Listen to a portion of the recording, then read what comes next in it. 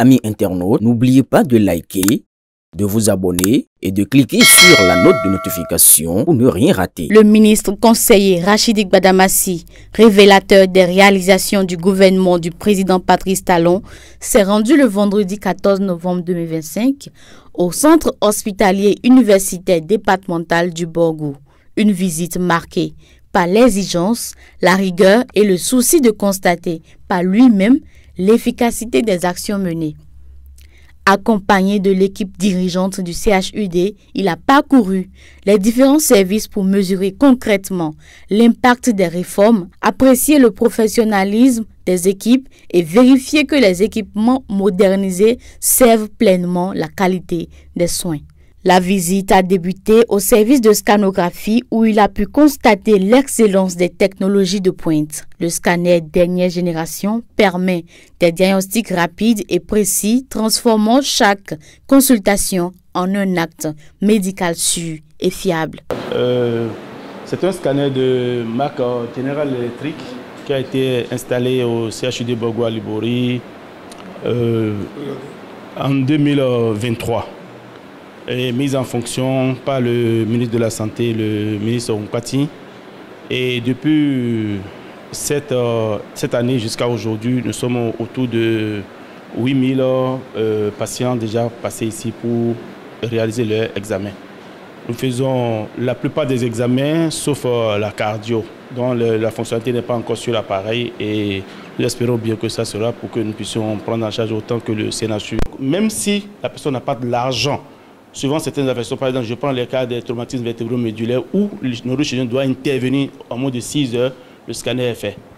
Et ça, c'est une négociation que le chef de service a fait spécialement pour qu'on puisse sauvegarder des vies humaines.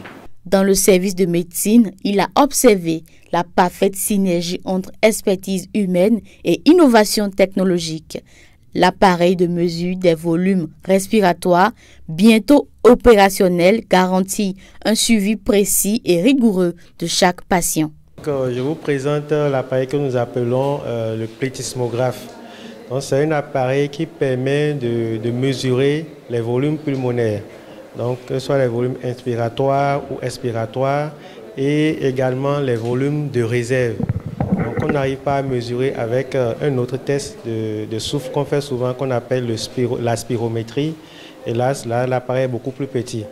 Donc ici, on dispose d'un écran et puis d'une cabine dans laquelle le patient va rentrer et on va lui dire ce qu'il doit faire, les mouvements respiratoires à exécuter, et il va le faire. Et sur l'écran qui est là, on va observer avec les courbes et tout, on saura exactement comment est-ce que les choses évoluent.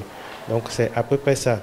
Également, ça permet aussi de faire les tests de réversibilité, donc notamment chez des patients parfois qui sont asthmatiques ou ceux qui ont des bronchopnéopathies chroniques obstructives, c'est-à-dire la plupart c'est les gens qui ont longtemps fumé et chez qui la conséquence c'est que le poumon n'arrive plus à bien fonctionner. Donc chez eux également on peut le faire. Si un patient doit être également opéré, donc une chirurgie cardiaque ou une chirurgie thoracique, il peut également faire ce test pour qu'on voit est-ce qu'après l'intervention, est-ce que quand même on pourra avoir une bonne fonction pulmonaire chez ce patient. À l'unité de dialyse, grâce au générateur de dernière génération, les équipes offrent aux patients atteints d'insuffisance rénale des soins à la hauteur des standards internationaux. Alors, il fonctionne selon deux circuits, circuit sang et circuit dialysat. Et ces deux circuits, d'accord, se rejoignent dans un filtre qu'on appelle dialyseur, on appelle également rein artificiel. Et c'est là tout se passe. Et ce rein artificiel permet de filtrer le sang de nos patients insuffisants rénaux. Et cela maintenant aboutit à l'élimination des toxines qui sont accumulées dans le sang de nos patients insuffisants rénaux. Également, ça permet de contrôler l'équilibre électrolytique et également ça permet d'éliminer l'excès d'eau accumulé dans l'organisme de nos patients. Ici, c'est le pèse-poids. C'est le pèse-personne ici. Et ici, nous prenons, à l'admission de nos patients, nous prenons leur poids. pour pouvoir évaluer la prise de poids pour nos patients, pour nos anciens patients, nos patients que nous connaissons, qui sont souvent ici avec nous. Quand ils finissent leur séance, nous prenons leur poids pour qu'aux prochaines séances, on puisse évaluer la prise de poids. Au service de la pédiatrie et à la maternité, le ministre conseiller a souligné l'attention portée au bien-être des mères et des enfants. Il a pu vérifier que les équipements modernes sont utilisés de façon optimale et que les réformes gouvernementales produisent des résultats concrets dans la santé maternelle et infantile. L'entretien. Vous voyez, si c'est bien entretenu, ça donne le courage encore au gouvernement d'investir plus. Et ça sera au profit de vos patients, des populations. Parce que ce que moi je viens de voir, depuis quelques heures, le hautement social dont on parle est devenu une réalité.